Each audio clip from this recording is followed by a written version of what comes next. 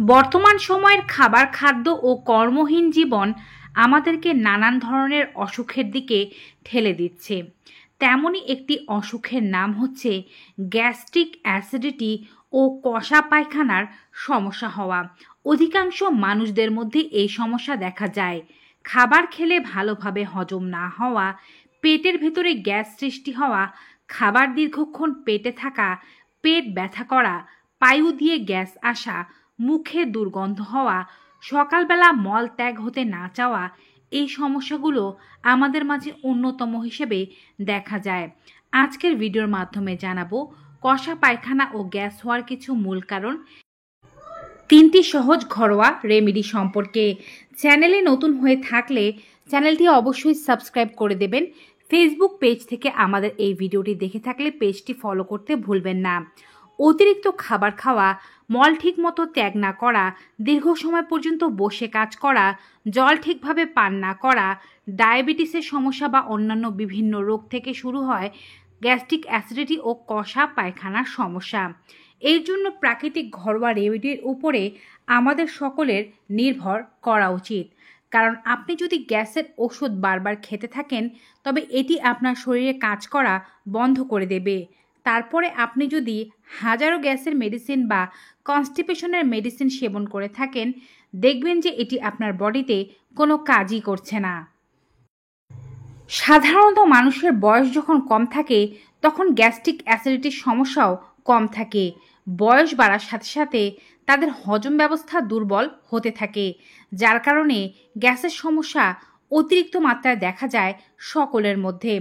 এই সমস্যা থেকে মুক্তি পাওয়ার জন্য শুধুমাত্র 2 থেকে 3 টুকরো আদাই আপনাকে সাহায্য করতে পারে। দেশি আদা বাজারে কিনতে পাওয়া যায়। এই আদা শুধুমাত্র আপনার গ্যাস অ্যাসিডিটির সমস্যায় দূর করবে না, আপনি যা খাবেন তাকে ভালোভাবে হজম করতে সাহায্য করবে, কষা পায়খানার সমস্যা দূর করে দেবে এবং আপনার যদি সমস্যা থাকে শরীরে কোনো বিষ ব্যথার তা দূর করে দেবে। আদা আমাদের ফুসফুসের জন্য খুবই ভালো। আদা খাওয়ার মাধ্যমে ফুসফুস ক্লিয়ার হয়, সর্দি, কাশি, জ্বর, গলা ব্যথার মতো সমস্যা থাকলে তা দ্রুত ভালো হয়। এটি দেহের প্রদাহ, ইউরিক অ্যাসিডের মাত্রাকে কমিয়ে দেয়।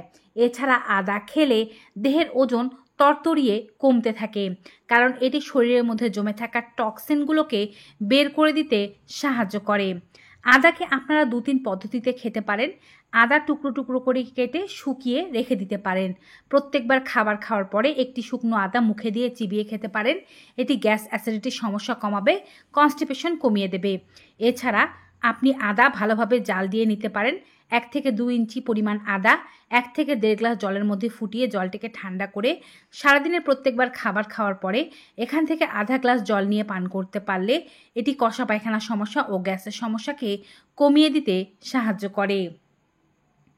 আদার পরে যে সুপার রেমেডি নিয়ে আলোচনা করব সেটিকে বলা হয়ে থাকে মৌরি। মৌরি আমাদের শরীরের জন্য অনেক উপকারী। মৌরি হয়তো অনেকেই চিনবেন না। এটিকে বড় জিরা বা মিষ্টি জিরা নামেও চিনতে পারেন। এর খুব সুন্দর একটি ঘ্রাণ রয়েছে। সাধারণত খাবার খাওয়ার পরে এটি অনেক রেস্টুরেন্টে আমাদেরকে দেয়া হয়ে থাকে। এর সাথে সামান্য পরিমাণে মিষ্টি মিশ্রিত করেও দেওয়া হয়ে থাকে। কিন্তু আপনি শুধু মৌরি খাওয়ার চেষ্টা করুন। মৌরি খাওয়ার পরপরই আপনার মুখের মধ্যে একটি ঝাঁঝালো ফ্রেশনেস আসবে, মুখের ঘ্রাণ পরিবর্তন হয়ে যাবে, মুখে দুর্গন্ধ থাকলে তা দূর হয়ে যাবে, দাঁতে কোনো সমস্যা থাকলে তা কাটাতে মৌরি সাহায্য করে। মৌরি খাওয়ার মাধ্যমে পেটে গ্যাস্ট্রিক অ্যাসিডিটির সমস্যা খুবই দ্রুত দূর হয়ে যায়, খাবার খুব দ্রুত হজম হয়। মৌরি শরীরের ইউরিক অ্যাসিডের মাত্রা কমায়, দেহের ত্বকের উজ্জ্বলতা বাড়াতে সাহায্য করে। মৌরি খাওয়ার মাধ্যমে আপনার কনস্টিপেশনের সমস্যা থাকলে তাও খুব দ্রুত নিরাময় হতে শুরু করবে। চলুন এবারে জানি রোগ সারানোর জন্য কিভাবে মৌরিকে আপনারা সেবন করতে পারবেন। প্রত্যেকবার খাবার খাওয়ার পরে 4 চামচের 4 ভাগের 1 ভাগ মৌরি দানা মুখে নিয়ে আস্তে আস্তে দাঁতে চিবিয়ে এর রস পান করুন। এটি শরীরের ভেতরে কাজ করবে।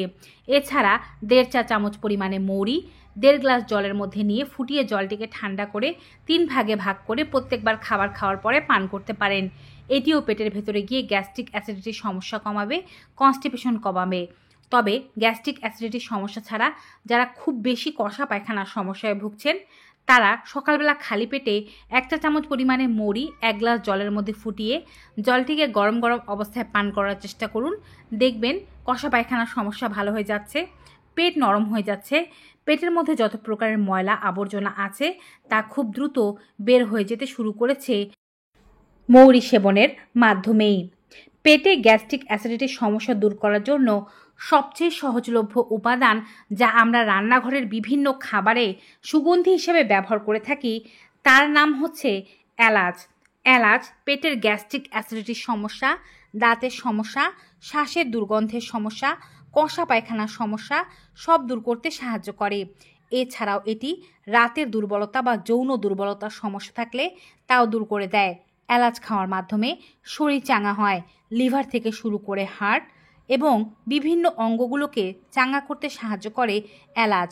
এলাচ শরীরের রক্তকে পরিশুদ্ধ করে, পেটের স্বাস্থ্য ভালো রাখে, আলসারের সমস্যা থাকলে বা পাকস্থলীর কোনো জটিলতা থাকলে তা দূর করতে সাহায্য করে।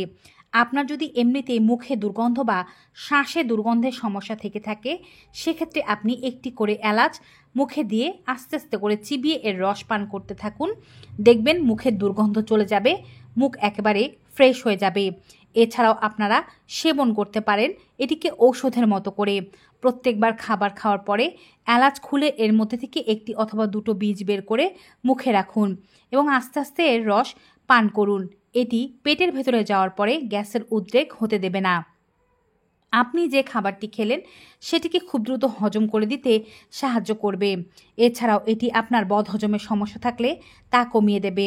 পেটে যদি বায়ু হয়ে থাকে তাকে বিভিন্নভাবে নষ্ট করে দিতে সাহায্য করবে এবং আপনার কষা পায়খানার সমস্যা কমাতে এলাচকে ভিন্নভাবে খেতে পারেন। এর জন্য দুটো পরিমাণে এলাচ 1 গ্লাস জলের মধ্যে ভালোভাবে ফুটিয়ে জলটিকে ফুটন্ত গরম অবস্থায় পান করতে হবে। ফুটন্ত গরম অবস্থায় পান করলে কষা পায়খানার ক্ষেত্রে এটি ভালো কাজ করে থাকে। গ্যাস্ট্রিক অ্যাসিডিটির ক্ষেত্রে খাবার খাওয়ার পরে একটি করে এলাচ বা এলাচের 2-3টি বীজ নিয়ে চিবিয়ে খেলেই হবে। তবে কষা পায়খানার ক্ষেত্রে এই এলাচকে ফুটিয়ে খাওয়ার চেষ্টা করুন। যেই রেমেডিটি সেবন করবেন সেটি অবশ্যই যদি আপনার দীর্ঘমেয়াদী গ্যাস অ্যাসিডিটি বা কষা পায়খানার সমস্যা থাকে তবে টানা 21 দিন সেবন করবেন, পরে সমস্যা বুঝে সেবন করবেন। আর সমস্যা যদি তেমন তীব্র না হয়ে থাকে তবে 3 দিন ব্যবহার করলে উপকার পাবেন। এরপরে যখন সমস্যা বুঝবেন তখন সেবন করবেন। এছাড়া একটু হাঁটাহাঁটি করার চেষ্টা করুন। খাবার খাওয়ার পরপরই শুয়ে পড়বেন না। একসাথে অতিরিক্ত খাবার খাওয়াকে এড়িয়ে চলুন। এটি কিন্তু গ্যাস্ট্রিক অ্যাসিডিটির একটি অন্যতম কারণ।